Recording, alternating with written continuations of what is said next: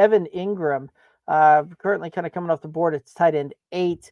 Last season had 143 targets, 114 receptions, 963 yards, and 4 touchdowns. Thoughts on Evan Engram? 143 targets. Like, so he's done really well with Trevor Lawrence, right? Him and Lawrence united in 2022. First season, 98 targets, 73 receptions, 4 touchdowns. Last year, 143 targets, 114 receptions, again, 4 touchdowns. Uh, he's absolutely Trevor Lawrence's go-to, right? And yes, you had some Christian Kirk games, you had some Calvin Ridley games, but Evan Engram was kind of the stability there in Jacksonville. And honestly, I don't see any reason in that stopping. He's a target monster. He's continuously getting, you know, 50 plus yards. Yes, he had a couple of down games. There's no doubt about that, right? He had a five, 5 for 49. What's this? A 6 for 4 with 29 against Tennessee.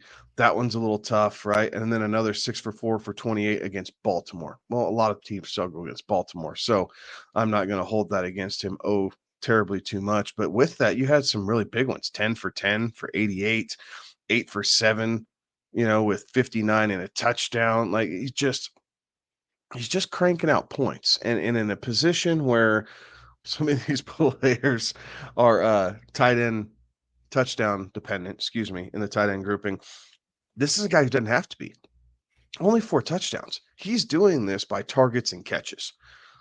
And so he does have the unique ability. And if for whatever reason he goes on a touchdown spree, if he's able to get 6 or 7, right, and just have a career year for touchdowns, even if it's on 125 targets and 98 grabs, that still keeps him in the top 5. So tight end 6 his first year with Lawrence, tight end 2, excuse me, last year.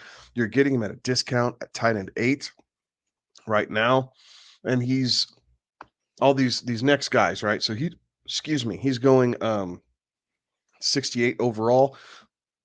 He's kind of that last of the top group. And then you have a round and a half discount to Ferguson, and then another almost round discount to Njoku. So, if you're waiting, but you still want a top premier tight end, Evan Engram is a great guy to target, because that means you don't have to spend the high draft capital on Andrews, McBride, Laporta, Kelsey.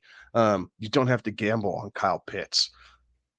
You can sit back and you can grab an Evan Engram and be really comfortable with knowing you're going to see a lot of balls come his way.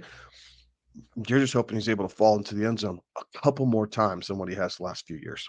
Yeah, that those touchdowns being kind of only 4 touchdowns, last couple of seasons, they're a little bit disappointing. But again, this is a guy that, from a volume perspective, kind of takes out some of the pain points around some of these tight ends, right? Like, there are some of those weeks that he didn't necessarily put up great finishes, but even on his kind of average ho hum weeks, he was still putting up 5, 6, 7, 8 points a week there. Like, he ended up averaging 9, just over 10, almost 11 points a game over the season. And that includes all the blow up weeks, the bust kind of weeks, all of that. Like, averaged just south of 11 points per week on that one, which is phenomenal for a tight end for you.